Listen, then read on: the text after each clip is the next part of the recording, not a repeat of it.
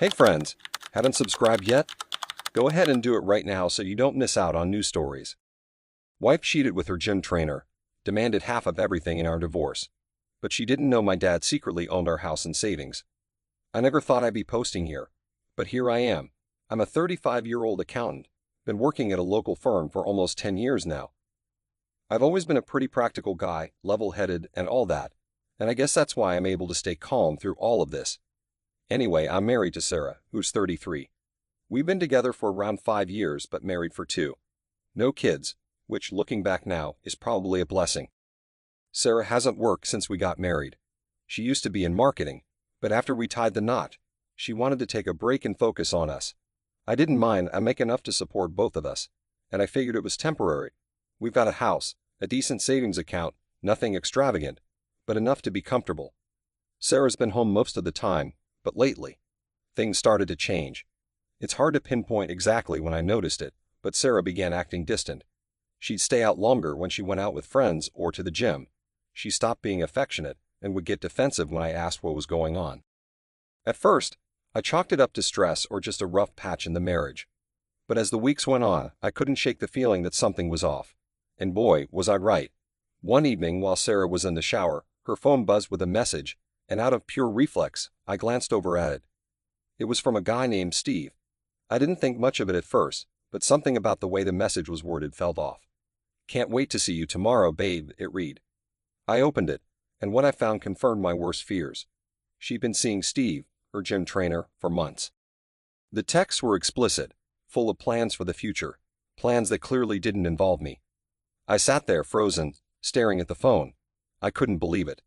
The woman I married, the person I trusted, was cheating on me. But instead of rage or sadness, I just felt numb. Maybe it was the shock, or maybe it was my pragmatic nature kicking in, but I knew I had to confront her without losing my cool. When she came out of the bathroom, I calmly handed her the phone and asked her to explain.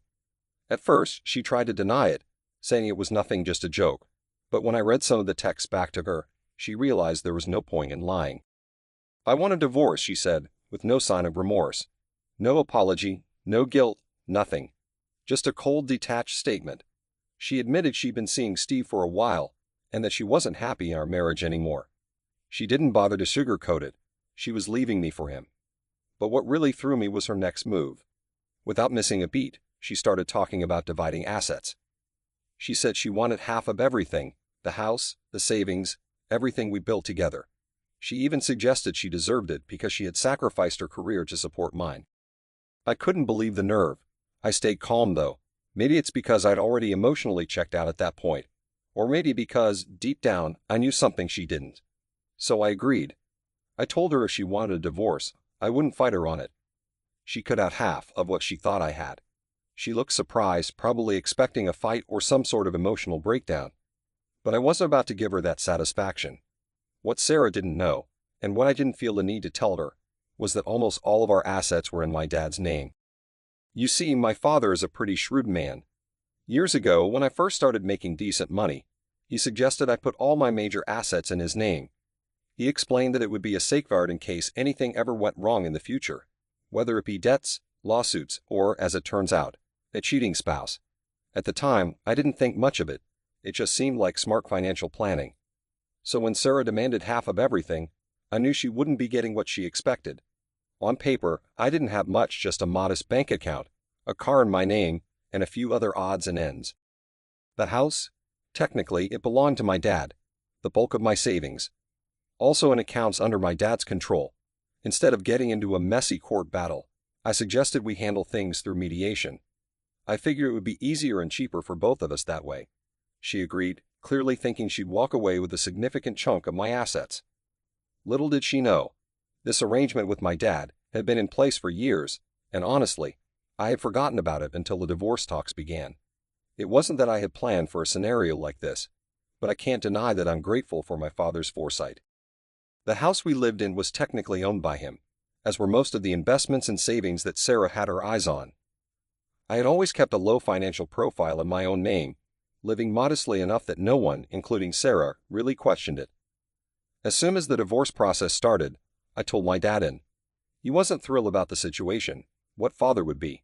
but he understood the importance of keeping everything tight-lipped. We consulted with a lawyer just to ensure that everything was airtight and legally sound. Turns out, everything was in perfect order. Sarah could demand all she wanted, but there wasn't much in my name for her to take. Sarah didn't waste any time. She hired an aggressive divorce attorney, one of those sharks that promises to take everything they can. Meanwhile, I hired a low-key but reputable lawyer, someone who specialized in cases like mine where there were tricky financial dynamics at play. I didn't want to make a big scene out of this, but I also wasn't about to let Sarah and her lawyer push me around. The first step in the divorce process was asset disclosure, which, as you can imagine, didn't go as Sarah had planned. I laid everything out in full, just as required by law. But when she saw how little there actually was in my name, her lawyer's confident grin faltered. I could tell they were both confused, maybe even suspicious, but there wasn't much they could do about it. Everything I provided was truthful, and there were no hidden assets. She then started berating me right there itself while calling me an asshole and accused me of lying. But like I said, I provided everything I had. After a bunch of accusations and raised voices, I left and said that we will discuss everything once she has calmed down. Now here I am turning to Reddit because I'm not sure if I handled this the right way. So Reddit, am I the asshole for agreeing to give her half of what's mine, while knowing she's not actually getting anything close to what she expects? Update 1. So things are starting to heat up. After the initial asset disclosure, Sarah was in complete disbelief. She clearly thought I was hiding something while accusing and berating me, and her lawyer wasn't much better. The look on his face when they saw the modest numbers on paper was priceless. It didn't take long for them to start demanding a more thorough investigation.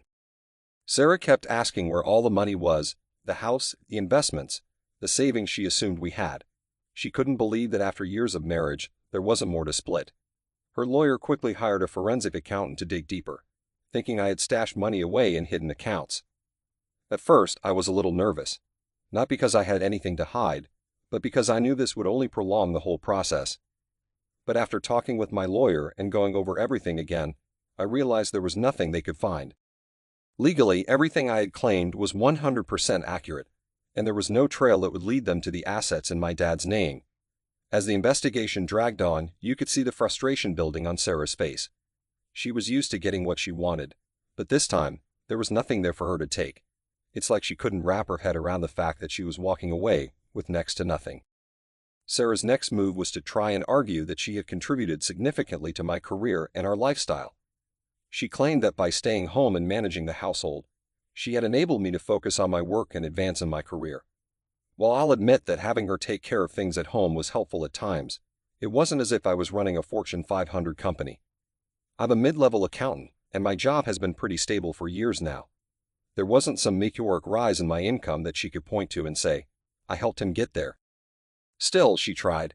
She pushed the idea that she had sacrificed her own career in marketing to support mine. But the truth is, she hadn't worked long before deciding she wanted to stay home. And even then, it was a choice she made, not something I ever asked of her. Her lawyer brought this up repeatedly, trying to paint me as someone who had benefited from her sacrifice. But again, there wasn't much to support that claim. At one point, they even tried to involve my parents in the proceedings. Sarah wanted to prove that they had been giving me money under the table, or that I had been hiding assets with their help. This part made me especially angry. My parents had nothing to do with this, and dragging them into it was a low blow. Fortunately, my lawyer was able to shut down those attempts pretty quickly, but it was clear Sarah was getting desperate. As the divorce proceedings dragged on, Sarah decided to take things into her own hands. If she couldn't get what she wanted through the courts, she was going to try and ruin my reputation in other ways. She started telling everyone in our social circle that I had been hiding money from her, that I had been financially abusive throughout our marriage. I couldn't believe the lies she was spreading. I'd hear from mutual friends about how she was going on and on about how I was leaving her with nothing, how I had manipulated her into thinking we had more than we did. She even took to social media, posting vague but pointed comments about narcissistic partners and betrayals. Some people sided with her, of course.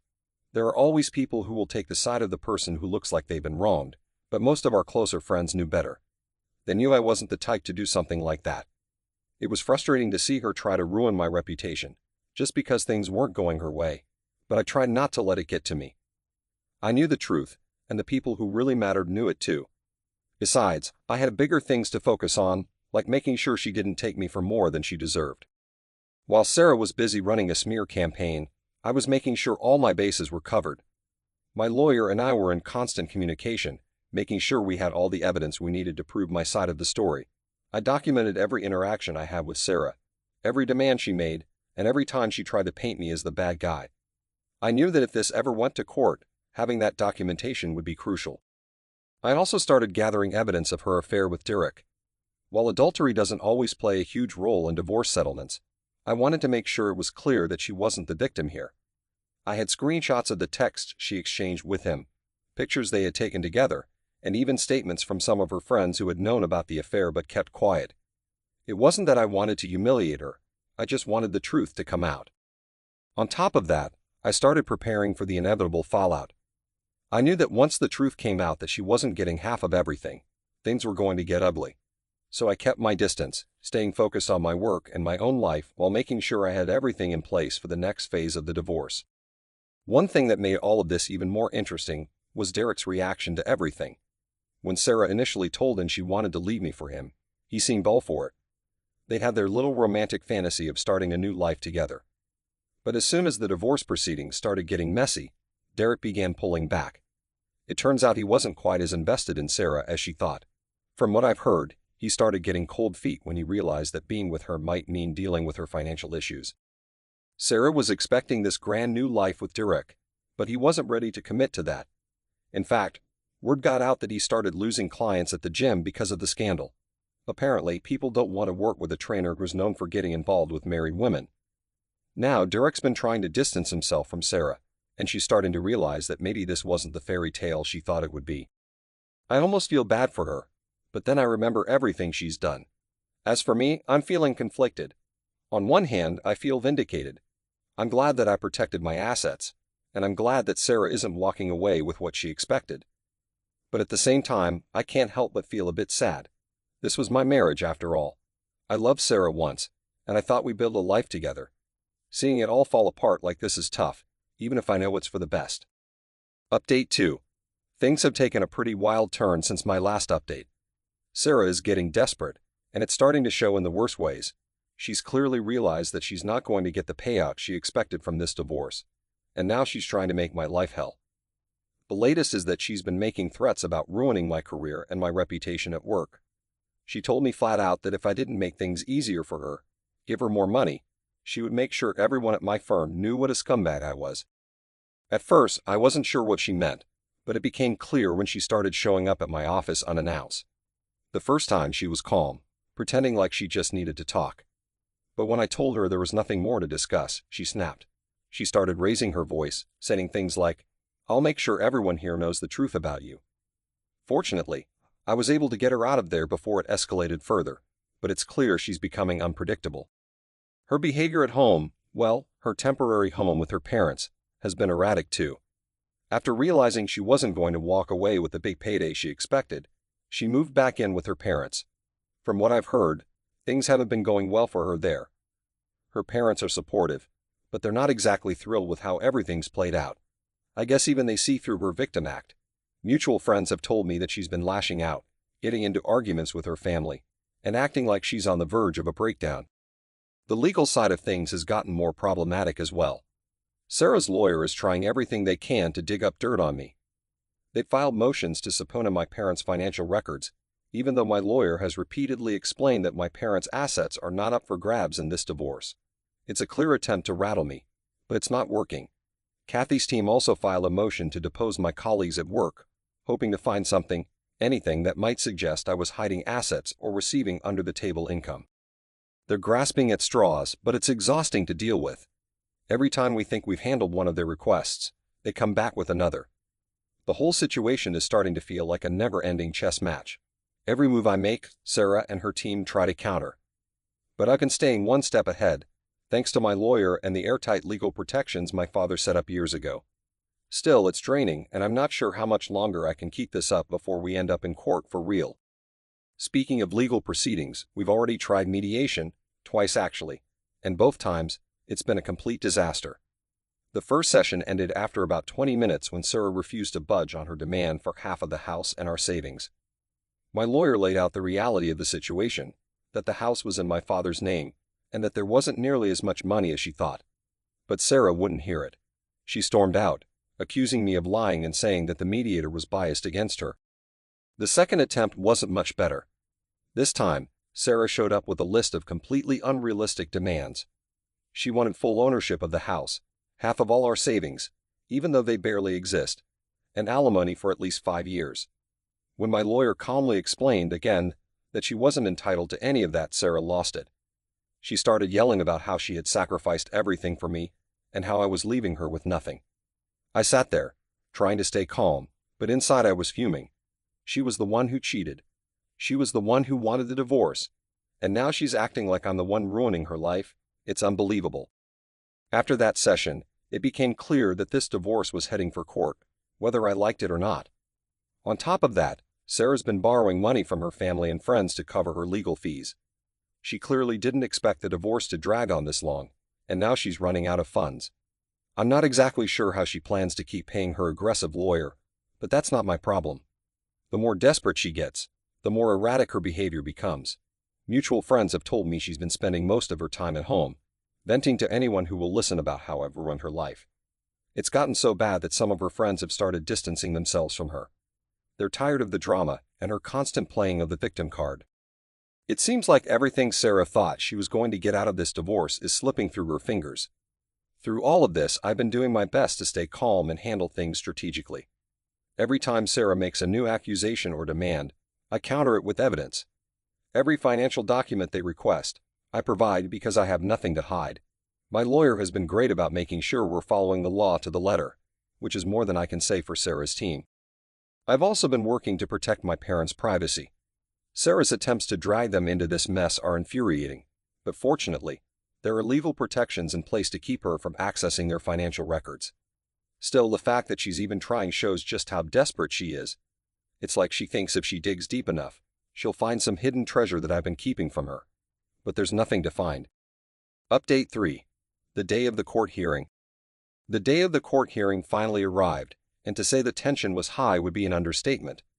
Sarah was the first to testify, and she came out swinging.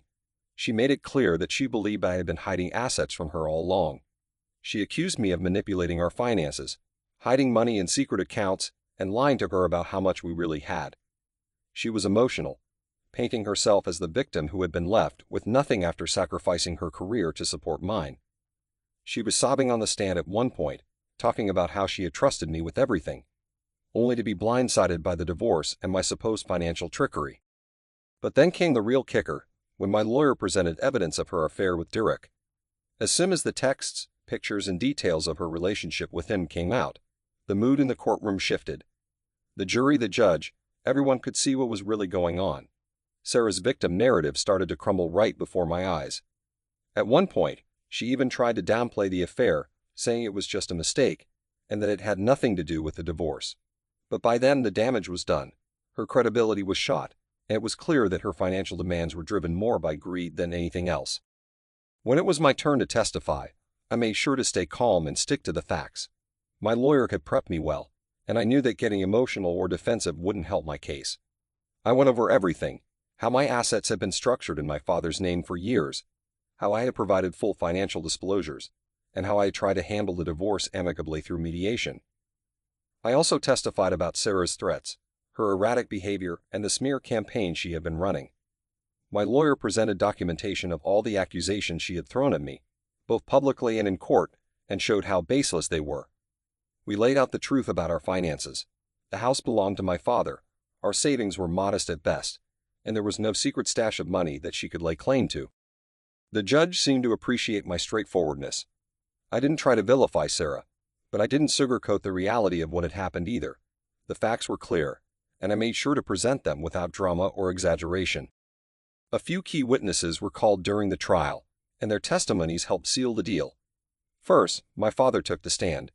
He explained the financial arrangement we had put in place years ago, how the house was in his name, how the investments were under his control, and how all of this was done as a form of long-term financial protection. He made it clear that these assets were his, not mine, and that Sarah had no legal right to them. Next up was one of my colleagues from work. Sarah's team had tried to argue that I had been hiding money by receiving under-the-table payments or bonuses, but my colleague shut that down quickly. He testified about my modest income and my regular transparent salary. There were no secret bonuses, no hidden sources of income, just the straightforward paycheck that I had disclosed. These witnesses were crucial in showing that Sarah's accusations were baseless. The judge could see that there was no grand conspiracy on my part, just a simple, transparent financial arrangement that Sarah had never bothered to understand. After days of testimony and legal arguments, the judge finally delivered the verdict. It was a huge relief to hear the words. The divorce would be granted in my favor. Sarah's demands for half of the house and our savings were denied outright. The judge ruled that because the house and most of our assets were in my father's name, Sarah had no claim to them. The only thing she was awarded was a minimal amount of alimony, and even that was for a short duration, barely enough to cover her legal fees, let alone the lifestyle she was hoping to maintain. The judge made it clear that Sarah's affair and her lack of contribution to the household finances played a role in his decision. He saw through her attempts to paint herself as a victim and ruled accordingly. As the decision was read out, I felt a massive weight lift off my shoulders. The months of stress, the constant accusations, the fear of losing everything, all of it melted away in that moment. I knew that legally, I was in the clear. Sarah, on the other hand, didn't take the verdict well.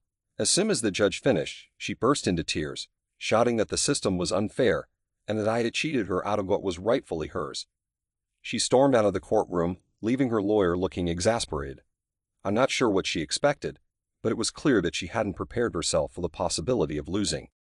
For me, the immediate feeling was one of relief. I thanked my lawyer, who had done a stellar job throughout the whole process, and headed out of the courthouse. My phone was buzzing with texts from friends and family, congratulating me on the outcome. Word had spread quickly, and the local community was already talking about the case. It felt good to know that the truth had come out, and that I could finally move on with my life. But Sarah wasn't done. Outside the courthouse, she had a full-blown meltdown in front of a small crowd. She started screaming about how I had lied and manipulated the system, and how she was going to appeal the decision. The problem is, she doesn't have the money to do that. Her lawyer made it clear during the proceedings that she was running out of funds, and from what I've heard, she's still borrowing money from family and friends just to get by.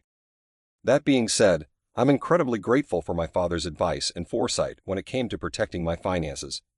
Without his help, who knows what kind of mess I'd be in right now. I'm also thankful for the support of my friends, family, and colleagues, who stuck by me even when Sarah was spreading rumors and trying to destroy my reputation. Looking forward, I'm hopeful.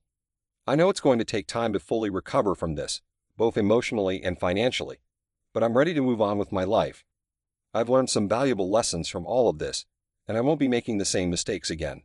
For now, just focusing on getting back to a sense of normalcy and enjoying the peace that comes with having this chapter finally closed. And that's where I am today. I've been reflecting on everything, and while it was a long and painful process, I can say that I'm relieved it's finally over. I don't think Sarah will try to appeal, given her financial situation and the fact that she's been left with little support from her circle. She's probably going to have to face some hard truths about the choices she made, but that's no longer my problem. I can finally focus on my future and rebuild my life, knowing that I did everything by the book and came out of this with my dignity intact. If there's one thing I've learned, it's the importance of protecting yourself financially and emotionally, even when you least expect betrayal from those closest to you.